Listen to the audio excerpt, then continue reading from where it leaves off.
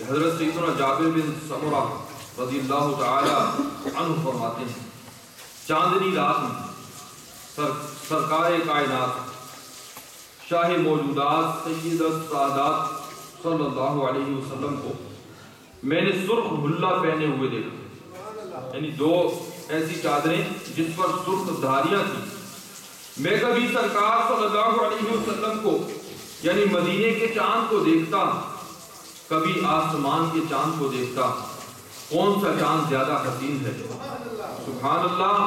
فرماتے ہیں آخر کار اس نتیجے پر پہنچا کہ سرکار مدینہ صلی اللہ علیہ وسلم یعنی ماہ طیبہ مدینے کے چاند آسمانی چاند سے کہیں بڑھ کر حسین تر ہیں۔ نعرہ تکبیر، اللہ اکبر، رسالت، یا رسول اللہ، حیدری، سرکار کی آمد، مرحبا، انٹھار کی آمد، مرحبا، سونے کی آمد، مرحبا، مکی کی آمد، مرحبا، مدنی کی آمد، مرحبا، عرشی کی آمد، مرحبا، فرشی کی آمد، مرحبا، اچھے کی آمد، مرحبا۔ میرے آقا اعلیٰ حضرت امام اہل سنت مجدد دین و ملت رحمت اللہ علیہ تو فرماتے ہیں نور کی خیرات لینے دوڑتے ہیں ماہ و ماہ۔ یہ اس طرف اشارہ کر رہے ہیں کہ پہلے دور میں جب شہنشاہوں کی سواری آتی گھوڑے پر، اونٹ پر یا خچر پر، تو ان کی جو گرد اٹھتی تو اس سے پتہ چل جاتا کہ شہنشاہ کی سواری آ گئی۔ توجہ سے سنیے انشاءاللہ تعالی، بڑا لطف آئے گا، کیونکہ اعلیٰ حضرت رحمت اللہ علیہ کی شاعری جو ہے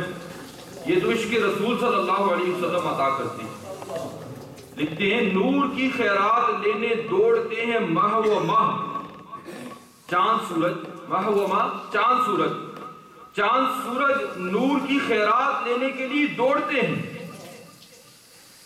نور کی خیرات لینے دوڑتے ہیں ماہ و ماہ، اٹھتی ہے کس شان سے گرد سواری واہ واہ۔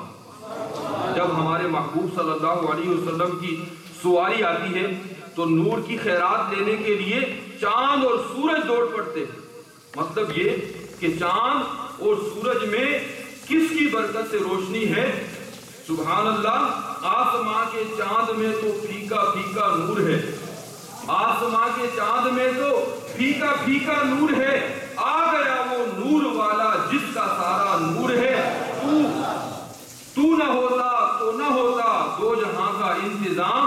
تو زمین کا نور ہے، تو آسمان کا نور ہے، جس طرف بھی اٹھ گئی عالم منور ہو گئے، جس طرف بھی اٹھ گئی عالم منور ہو گئے، میں تیری آنکھوں کے صدقے ان میں کتنا نور ہے، اس طرف بھی ایک نگاہ نور اے نور الہ، اس طرف بھی ایک نگاہ نور اے نور الہ، میں سراپا معصیت ہوں تو سراپا نور ہے، میں سراپا معصیت ہوں تو سراپا نور ہے، میں سراپا معصیت ہوں تو سراپا نور ہے، آ گیا وہ نور والا جس کا سارا نور ہے۔ سنیے چنانچہ پارہ 6 سورہ مائدہ آیت 15 ارشاد ہوتا ہے قَدْ جَاءَكُم مِّنَ اللَّهِ نُورٌ وَكِتَابٌ مُّبِينٌ۔ ترجمہ کنز الایمان، بے شک تمہارے پاس اللہ کی طرف سے ایک نور آیا اور روشن کتاب، آ گیا وہ نور والا جس کا سارا نور ہے۔ پارہ 22 سورہ احزاب آیت نمبر 45-46 میں ارشاد ہوتا ہے یا ایھا النبی انا ارسلناک شاہدا ومبشرا ونذیرا وداعیا الی اللہ باذنہ وسراجا منیرا۔ ترجمہ کنز الایمان، اے غیب کی خبریں بتانے والے نبی، بے شک ہم نے تمہیں بھیجا حاضر ناظر اور خوشخبری دیتا اور ڈر سناتا اور اللہ کی طرف اس کے حکم سے بلاتا اور چمکا دینے والا آفتاب۔ آ گیا وہ نور والا جس کا سارا نور ہے، اس طرف بھی ایک نگاہ نور اے نور الہ، میں سراپا معصیت ہوں تو سراپا نور ہے، آ گیا وہ نور والا جس کا سارا نور ہے۔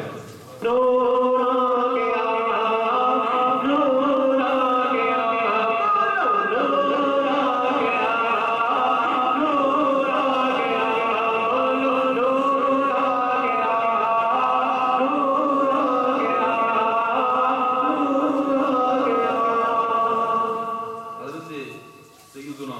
حسان بن ثابت رضی اللہ تعالیٰ عنہ فرماتے ہیں جب اندھیری رات میں آپ صلی اللہ علیہ وسلم کی پیشانی ظاہر ہوتی تو تاریکی کے روشن چراغ کی طرح چمکتی۔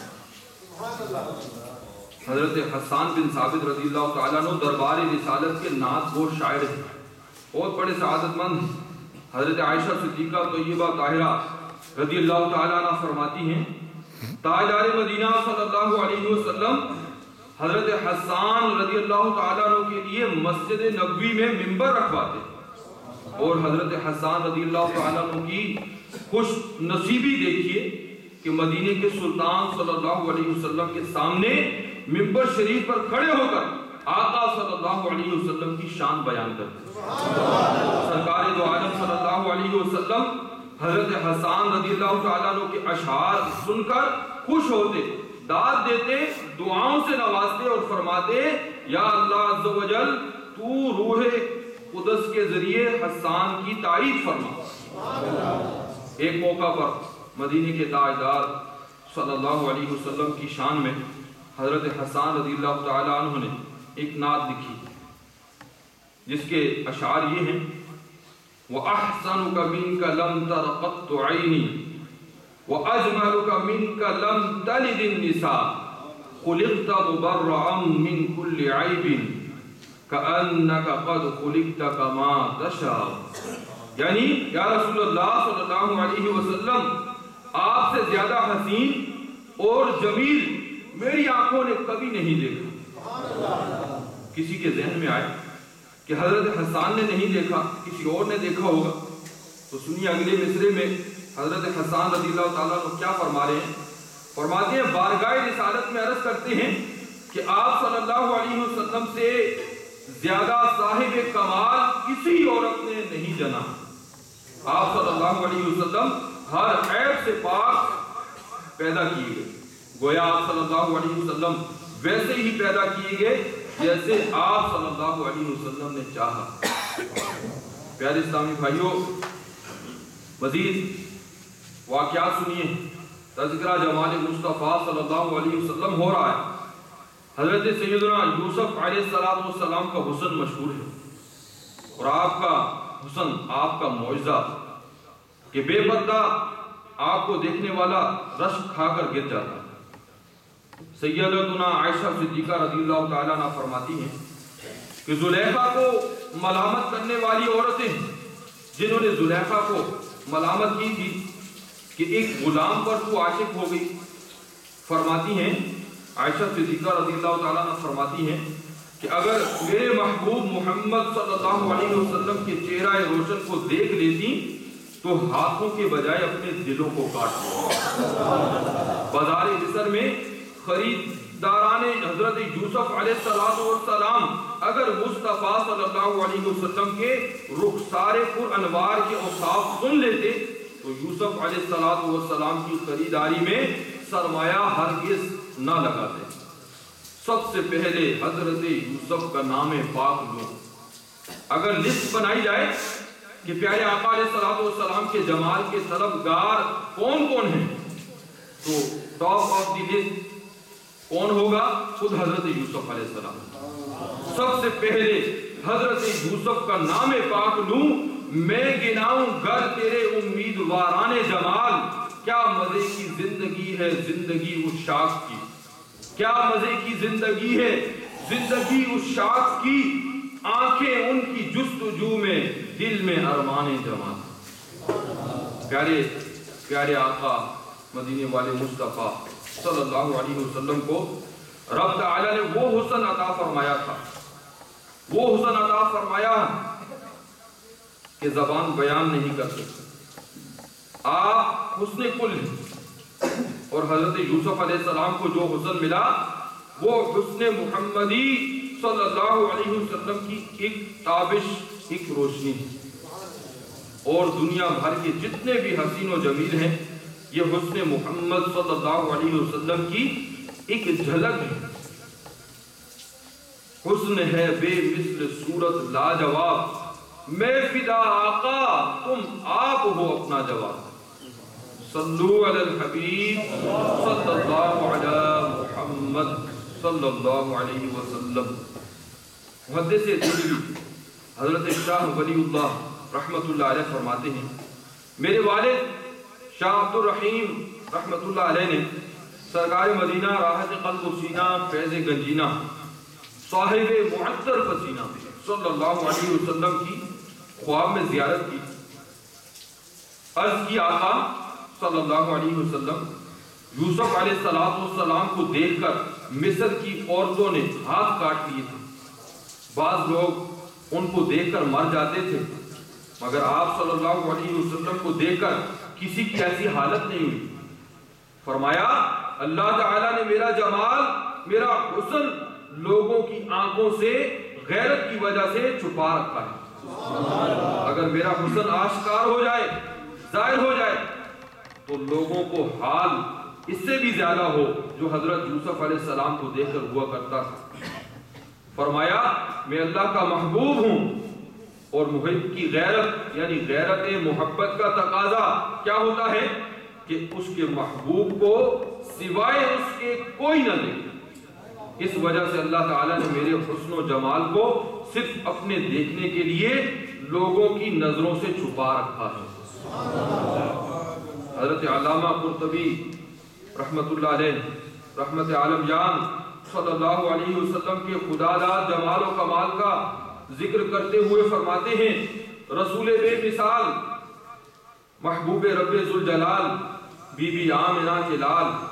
صلی اللہ علیہ وسلم کے حسن و جمال کا آفتاب یعنی سورج پوری طرح ہمارے سامنے نمایاں نہیں ہوا، اگر پوری طرح نمایاں ہوتا، ظاہر ہوتا تو کوئی ہستی اس کے دیکھنے کی تاب نہ لا سکتی، آنکھیں جھنجلا جاتی، دل ہیبت زدہ ہو جاتے، اور پھر حضور صلی اللہ علیہ وسلم کی بعثت کا مقصد پورا نہ ہوتا، یعنی جب کوئی دیکھ ہی نہ پاتا تو فائدہ کیسے اٹھاتا۔ سبحان اللہ عز و جل۔ عاشقوں کے امام اعلیٰ حضرت رحمت اللہ علیہ کے بھائی جان حسن رضا خان کتنی پیاری بات ارشاد فرماتے ہیں ایک جھلک دیکھنے کی تاب نہیں عالم کو، ایک جھلک دیکھنے کی تاب نہیں عالم کو، وہ اگر جلوہ کریں کون تماشائی ہو، وہ اگر جلوہ کریں کون تماشائی ہو، مگر پھر بھی حسرت تو ہے، اور حسرت کیا ہے؟ اٹھا دو پردہ دکھا دو چہرہ، اٹھا دو پردہ دکھا دو چہرہ کہ نور باری حجاب میں ہے، زمانہ تاریک ہو رہا ہے کہ مہر کب سے نقاب میں ہے، وہ گل ہیں لب ہائے نازک ان کے ہزاروں چڑھتے ہیں پھول جن سے گلاب گلشن میں دیکھے بلبل یہ دیکھ گلشن گلاب میں ہے۔ پیارے پیارے اسلامی بھائیوں، یقیناً ہر مسلمان میٹھے میٹھے آقا صلی اللہ علیہ وسلم کے دیدار کا خواہش مند ہوتا ہے۔ آپ بھی اگر چاہتے ہیں کہ پیارے آقا نور خدا محمد مصطفیٰ صلی اللہ علیہ وسلم ہمیں اپنا پیارا پیارا